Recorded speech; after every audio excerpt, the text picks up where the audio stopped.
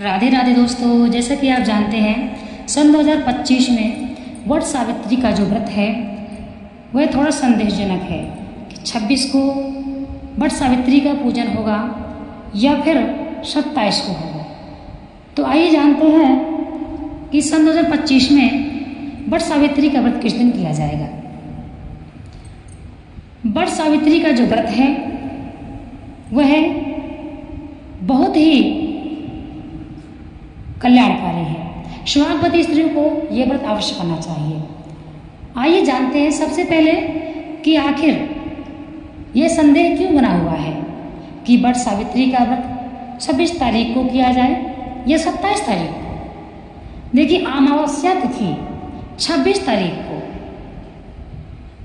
11:12 से प्रारंभ हो रही है और अगले दिन अर्थात मंगलवार को 27 मई को अमावस्या तिथि 8 कुछ मिनट पर समाप्त हो रही है। तो कुछ लोग ये सोचते हैं कि सोमवार को जो अमावस्या तिथि है वह उदय तिथि में नहीं है, इसीलिए मंगलवार को करना चाहिए। इस विषय में संदेह बना हुआ है। देखिए, संदेह करने की कोई आवश्यकता नहीं है। अमावस्या तिथि 26 तारीख को है क्योंकि वट सावित्री के दिन अमावस्या दोपहर में अवश्य होना चाहिए।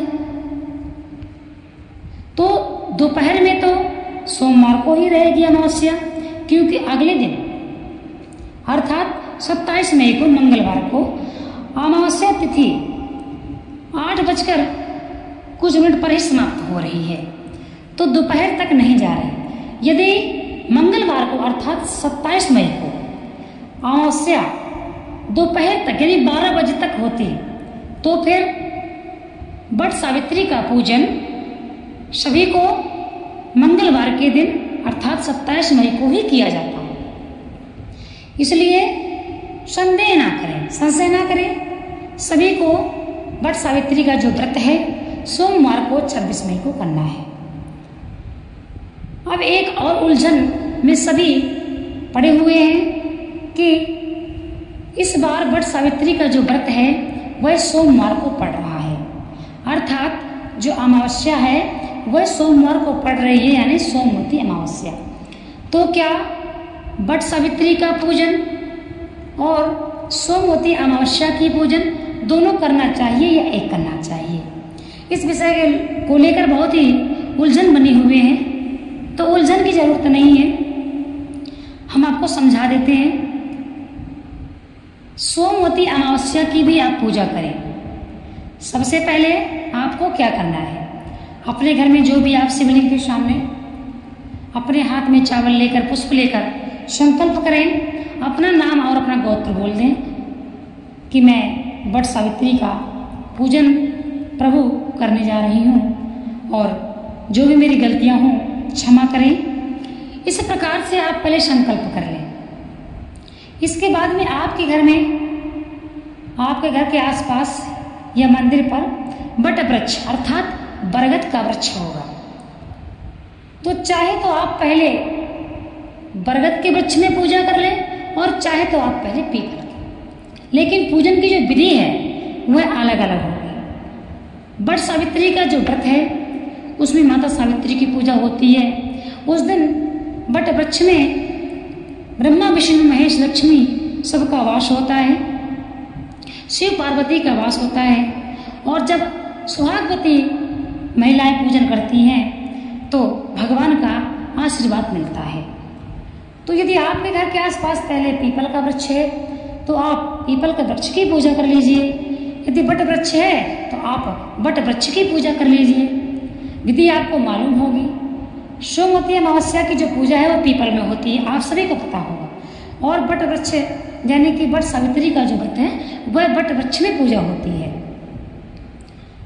किस प्रकार से पूजा करना चाहिए? वट सावित्री के व्रत का सभी सामग्री पहले से ही एकजुट कर लें। एक दिन पहले सामग्री आप एकत्रित करें और 26 मई दिन सोमवार को शनि जयंती भी है।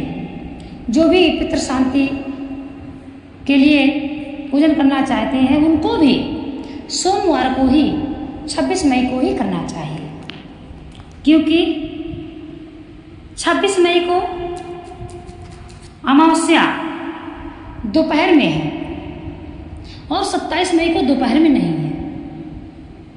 इसमें अमावस्या का महत्व यह होता है कि जिस दिन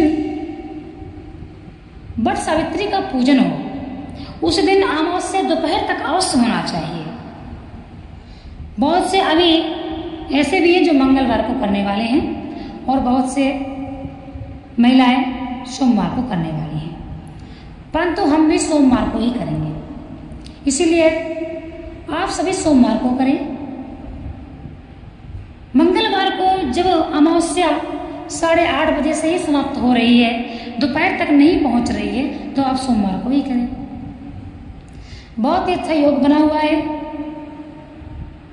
सभी सुहागवती महिलाओं को भाव से वट सावित्री का पूजन करना चाहिए और जो भी फल है 5 फल होना चाहिए, पान के पत्ते होना चाहिए, लौंग इलायची मिठाइयाँ और ऋतु फल अवश्य होना चाहिए।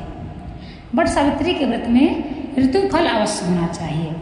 तो आज के समय में जैसे कि खरबूजा, आम, केला, ये सब इस प्रकार से आपको 5 फलों की व्यवस्था कर लेना है। और एक पंखा भी आता है,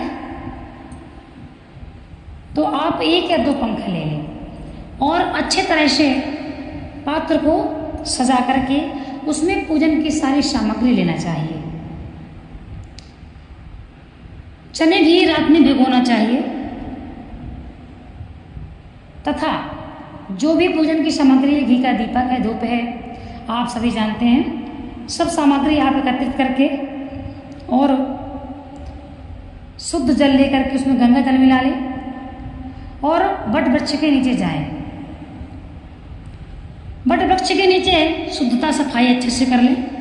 एक दिन पहले जाकर के कर लेना चाहिए और जब अच्छे प्रकार से सफाई हो जाए वृक्ष के नीचे, वहाँ पर जल का छिड़काव करना चाहिए। जल का छिड़काव करने के बाद वहाँ पर पूजन की जो सामग्री है वह रखें, कलावा भी लेके जाए और इसके पश्चात आपने जो भी आप सामग्री लेकर जा रहे हैं वहीं पर रख करके वृक्ष के पास में जल रख करके माता सावित्री का ध्यान करें, ब्रह्मा विष्णु महेश का ध्यान करें, माँ लक्ष्मी का ध्यान करें।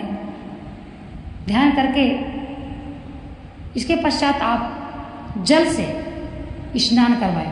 पूजा की विधि वही है, पूरी पूजन की विधि वही है।